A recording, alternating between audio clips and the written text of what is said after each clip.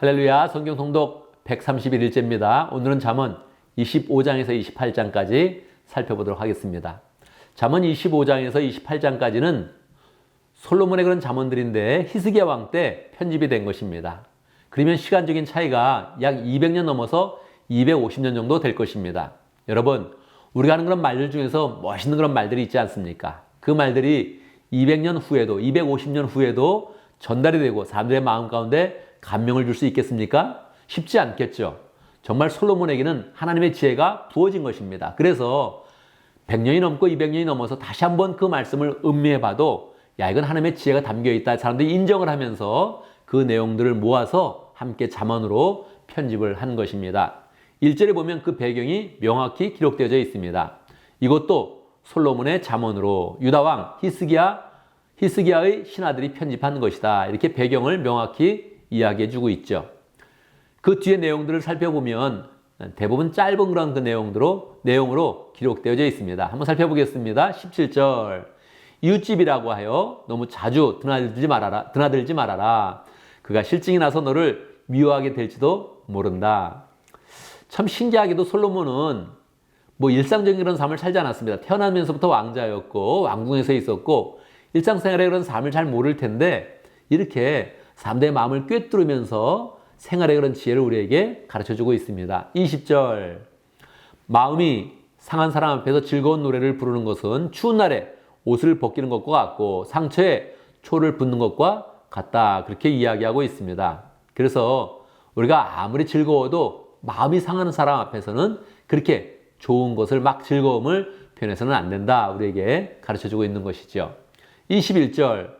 내 원수가 배고파하거든 먹을 것을 주고 목말라 하거든 마실 물을 주어라. 그래서 솔로몬은 생활의 지혜도 있지만 항상 복음적이고 예수님의 그런 그 말씀을 미리 지혜에 담아서 우리의 그런 삶 속에 적용할 수 있도록 주는 것이다. 이렇게 생각을 하면 좋겠습니다.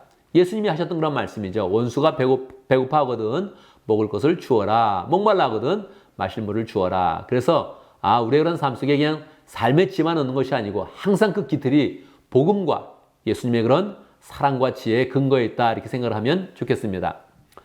26장입니다. 여기에는 미련한 그런 일에 대해서 많이 언급을 하고 있습니다. 4절. 미련한 사람이 어리석은 말을 할 때는 대답하지 말아라. 너도 그와 같은 사람이 될까 두렵다. 그렇게 이야기하고 있습니다. 이 미련한 사람을 만날 때 우리가 어떻게 대해야 되는지 여러 구절에 대해서 언급하고 있습니다. 11절. 개가 토한 것을 도로 먹듯이 미련한 사람은 어리석은 일을 되풀이한다. 뭐 미련한 사람은 그렇게 하겠죠. 그러나 또 우리의 그런 삶도 되돌아보게 됩니다. 우리도 참으로 어리석은 일을 되풀이하고 있지 않습니까? 그래서 정말 내가 어리석은 그런 삶을 살지 말아야지 다짐하면서 특별히 죄악된 일, 나쁜 일 이런 것을 되풀이하는 거 우리는 그 마음 가운데 경계로 삼고 자꾸 끊어내도록 노력을 해야겠습니다. 14절. 문짝이 돌적에 붙어서 돌아가듯이 게으른 사람은 침대에만 붙어서 뒹군다. 그렇게 표현하고 있습니다.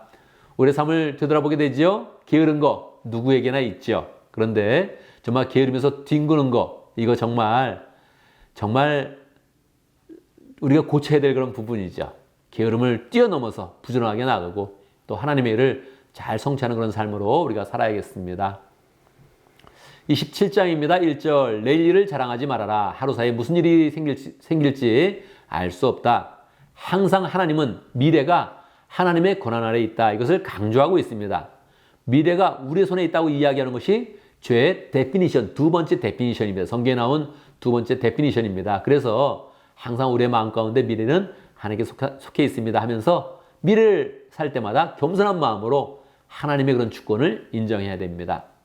6절. 친구의 책망은 아파도 진심에서 나오지만 원수의 입맞춤은 거짓에서 나온다. 그래서 참으로 우리의 그런 삶을 또 잘 꿰뚫으면서 사랑관계를 잘 이해하면서 우리에게 지혜의 그런 말씀을 주고 있는 내용이지요.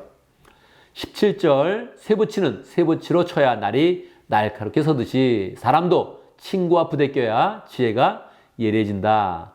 우리 부모님들이 많이 하던 그런 말씀 아닙니까? 친구를 잘 사귀라, 좋은 친구를 사귀라 그런 이야기를 많이 하죠. 왜요? 사람도 친구와 부딪혀야 지혜가 예리해진다는 것입니다. 28장의 내용에 보면 율법에 대한 그런 내용이 많이 나와 있습니다. 율법이 주는 그런 유익에 대해서 이야기를 많이 하고 있죠. 4절, 율법을 버린 사람은 악인을 찬양하지만 율법을 지키는 사람은 악인에게 대항한다. 그렇게 표현되어 있습니다. 7절, 슬기로운 아들은 율법을 지키지만 먹기를 탐하는 사람들과 어울리는 아들은 아버지에게 욕을 돌린다. 그렇게 이야기하고 있습니다. 25절, 욕심이 많은 사람은 다툼을 일으키지만 주님을 의뢰하는 사람은 풍성함을 누린다. 그래서 우리 삶의 모든 그런 지혜가 그냥 좋은 길, 이익되는 길 이렇게 찾는 것이 아니라 항상 주님의 은혜 가운데 주님을 신뢰하여서 그 가운데 하나님이 주신 그런 지혜로 우리의 그런 삶이 풍성하게 열매 맺겠다. 이렇게 마음을 먹으면 이 잠언의 그런 그 말씀들이 한 말씀 우리의 마음에 다가오고 또 우리의 그런 삶 속에 적용할 수 있겠습니다. 잠언의 말씀을 통해서 더욱더 지혜로운 그런 삶을 잘 살아가기를 바랍니다. 감사합니다.